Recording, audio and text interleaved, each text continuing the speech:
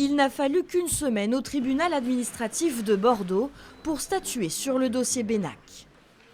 L'arrêté du préfet de la Dordogne du 5 novembre 2024 est annulé.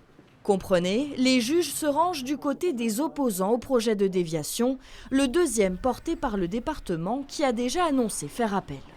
Ce n'est pas l'avis des habitants, ce n'est pas l'avis des élus, ce n'est pas l'avis des commissaires enquêteurs, mais c'est vrai qu'il y a 3 fonctionnaires du tribunal de Bordeaux qui ne sont jamais venus sur place, qui eux considèrent que c'est le même dossier, mais ce n'est pas le même dossier. Personne ne fera le deuil de cette affaire-là, personne.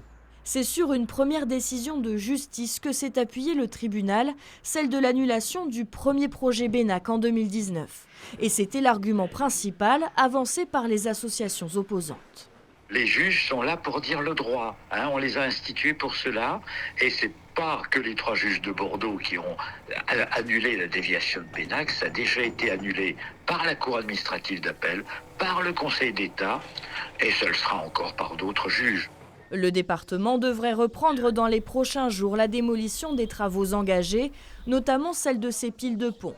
La remise en l'état du site pourrait coûter jusqu'à 15 millions d'euros, qui se rajoutent aux 20 millions déjà déboursés pour le début du chantier. C'est une montagne d'argent gaspillé. Depuis 1995, si notre président avait bien lu les lettres qui lui ont été envoyées, il n'avait pas le droit, c'était illégal de faire cette déviation. Mais ça dure depuis quand même 30 ans. Le département annonce engager une procédure pour être indemnisé pour tout l'argent dépensé. L'épilogue du feuilleton de Bennac est encore lent.